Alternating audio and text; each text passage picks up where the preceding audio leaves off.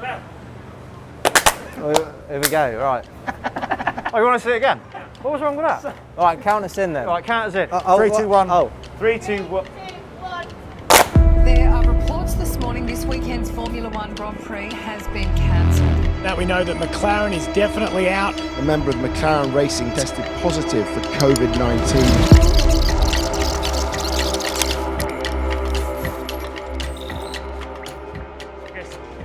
Start at the beginning, right? There was that night where obviously we found out we got a positive result, and then it all kind of escalated from there, didn't it? There was that first kind of 36-hour period that was a bit chaotic and a bit weird. There was like lots of stuff happened, but nothing happened all at the same time. What was it like for you guys?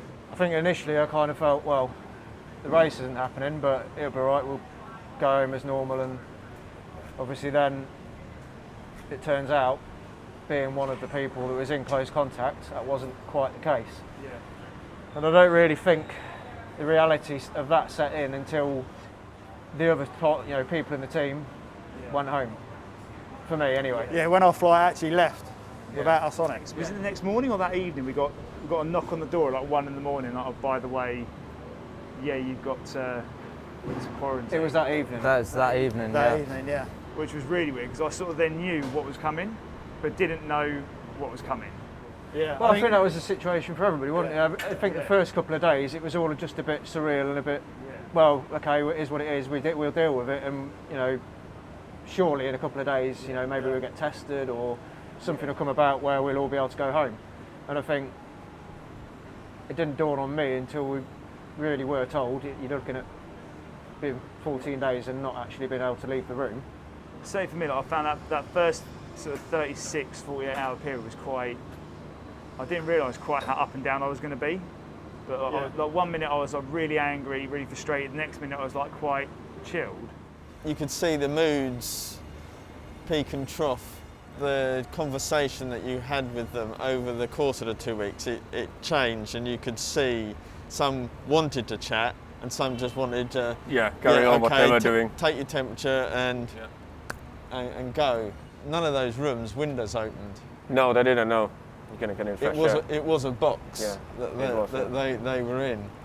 I think the realisation that you were suddenly in a box and you weren't allowed, there was a door just there and a lift there, you could quite easily walk out. There was nothing physically locking you in there, but knowing that you weren't meant to. That was it for me. Then getting your head round, I'm in this box, I need to... Even the length of time initially, even though we were told, you're looking at, it's going to be probably 14 days, around about. Even that initially in my head was like, okay, well, it is what it is, it's fine. We're stuck in Australia for 14 days. But I think then when you start to sit and think about it, which you've got plenty of time to do, and then realise it's not just 14 days, but it's 14 days stuck in one room. Yeah. And I think also around that time, all the little things we started, like the WhatsApp group, and was generally just a bit of a laugh and a giggle at first. Even that, after a period of time, I noticed everybody started to I think the go mood, quiet. after about a week or so, the mood started to change. But that was the thing as well. I think you realised, well, myself especially, after you realised that you hadn't spoken to or heard from someone for a few days, and then at that time felt a bit more obliged to check in with people, because we're in a very similar, well, we're in exactly the same situation. But also, people react differently to certain situations. Somebody might not have really found it that tough going, whereas somebody at the other end of the scale might have been totally the opposite. It was interesting to see, like, particularly around like the first couple of days, that any information that came into the group was like either massively picked up and everyone jumped on it, and then very quickly it'd be like, it's all right. Actually, no, it's all right. It's not that bad. I found that really weird. But that, again, I guess that goes back to what I said just then, that people react differently, or I've seen this in the media or what have you, and then somebody else might react and say, well, let's just wait for the facts, and until then, let's not let it bother us. But sometimes it's not that easy for people to do that, and I'm probably one of them. I think for me, I just didn't turn the telly on at all, so I didn't really know what was going on. It was more through the group. I didn't really want to know, and then I just realised that I had to keep myself as busy as possible. With, like you're saying, like a structure. I think the worst thing to do was turn the TV on. I think it's the worst thing. I definitely got to a point where I was like, well, what do I do? I can't. I think for 7 days straight, I was looking out the window filming the flames that were on every night, and that got boring.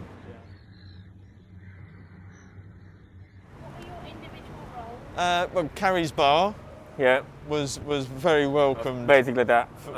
For the guys, very welcomed. And if they needed some other supplies, I then went out and got them out of the shops. For me, it was more about just checking their temperatures and making sure that no one was going Picking up anything. through the roof, just answering all their questions and Yeah. answers that they required. And Lucy went out to fetch PlayStations for us, and this was after spending sort of 2 days of deciding, let's go for a PlayStation, we'll get Call of Duty and we'll do this. PlayStation turns up, set it up, 3 days to download the game. I was like, if that's not some sort of sick joke, I don't know what is. I mean, we had the time, but 3 days. By that time, he'd learnt Elton John on the piano. Yeah, because that was it. Because you got a piano. Because you just were sending through videos. You're like, oh, I got this. Bang, like, straight into like some Bohemian Rhapsody. I'm like, That was pretty this impressive. Is amazing. It just felt like a good time to do it, you know? When else are you going to have 14 days to learn to play the keyboard?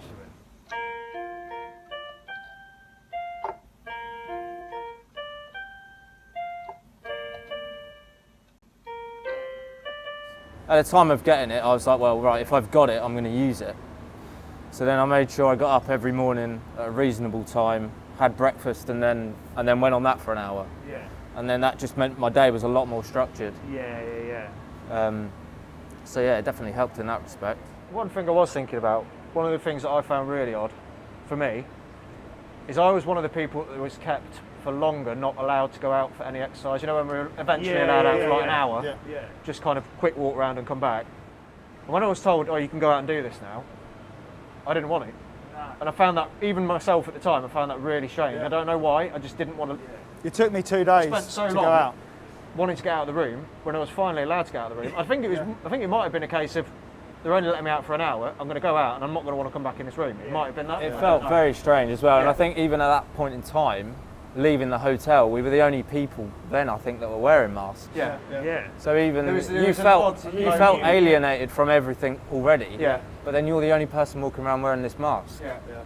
And it just felt very surreal, didn't it? First night, I got a knock on the door, check the temperatures, like, right, yeah, you can go. And I started going, and I was on the phone to the missus at the time, and I remember I just walked. I've got no idea where the hell I was walking, but at one point I stopped because I was feeling dizzy, I was feeling faint, but I was really paranoid about anyone coming near me. I felt like it was messing up my structure that I already had. Mate, you were walking some crazy mileage. Like, was it 20 up? At the peak, it was like 20k a day. Yeah. Did you move your bed? Did you go in a... No. Just up just and down. down. Yeah. I thought I'd try and run it first, but I still can't understand Yeah. and believe Darren's 20k in the room. Only by the state of the carpet would I say that he did all the walking with the big balls of fluff where he'd walk. Worn through it. Yeah, I mean, some days it was like 5 hours. that's a lot of walking, even on a normal day, like 5 hours. But I realised, pacing back and yeah, forth. you could eat while you do it. You could read a book. You could throw a ball. I even rang Capital Radio and got a shout out at their 3 in the morning. So I heard it. Where was my shout? Oh, it was so good. It was like, oh my God, they just give me a shout out for being in this hotel quarantine. No way. Amazing. Yeah, it's quite good. That's actually amazing. Yeah, that's a prime example of like little things that people did. You know, Lucy going out and fetching things for people. Yeah, you know, I got amazing, yeah, PlayStation, you got a Switch, guitar, keyboards, a lot. And then fans coming down with bags and stuff. Yeah, I think like all the phone calls and everything was nice, but I think a couple of days before we could leave, I had a card sent through from the kids. Oh yeah. And that, suddenly you see it and it just sort of perks you up, you know, pictures of them and that, so. I think that was also a big part at the end of it, is the fact that you've just gone through what you've gone through and spent all that time locked in a room. And even though there's light at the end of the tunnel, you've then got one of the longest possible journeys to actually get home. Where a lot could still go wrong. So, and obviously, I know, people flew different places when we eventually got split up at the end. We were in Hong Kong for quite a long time. Well, at that point, I think we got told, it was like 9 at night, we got the messages come through that somewhere shutting their borders. So we knew that we couldn't fly via Singapore. And there was almost that kind of that weird surreal thing of like, are we going to get home? Like, we've done this now, are we even going to get home? Maybe the guys started to get quite anxious and worried about it, that are we going to be stuck here even after our quarantine? And It must have been quite bad because obviously they're just looking at the TV screen. yeah, exactly. And they don't know the full picture what we're trying to do. But it was quite good for Andrea. Andrea did quite well calming them down, that don't worry, we'll doing all we can. When it came to it, and I called the guys up, the maximum length of time I gave anyone to get ready was 30 minutes. The minimum time I gave anybody was 20 minutes. I got a phone call in the room from Uncle Brett at 6 o'clock in the morning, whatever it was. And he's like, you need to be down, we're going in half an hour. And I just looked up and the PlayStation is still set up. And everything is still out. And I was like, I've been here for 2 weeks, desperate to go home. I'm not ready to go home. Yeah. Do you know what? In a weird way, I actually think probably benefited from it. I did. Because mentally, you've dealt with something that you never would have dreamt of doing, or obviously want to do. But I think for the situation that's happened ever since that, I think it's definitely made me stronger. I don't know about you. But I wouldn't have not want to have done it now. I know. yeah, it sounds weird. Yeah, It's I an agree. experience It's- which at the time wasn't great, but we dealt with it in the best way we could. Yeah. Everybody came out the other side and got home. Made you feel resilient, or Yeah. you know, how you could deal with other things when you get home. Yeah. That it isn't as bad as what you think it really is, or Although it wasn't great at the time, I honestly do think mentally it's not been a bad thing. I think looking at the way the world was at the time as well, obviously that was when it was all in its Yeah. peak, wasn't it? You definitely realised that you could have been in worse situations. than what we It's an were. unknown for everybody. You know, And we were just pretty happened to well be locked in a protected, room. and everyone else was well protected by the fact that we didn't just fly home Yeah. and put everyone else in danger. I think so- everything that And was we were done was looked the right after. thing to Yeah. do. yeah.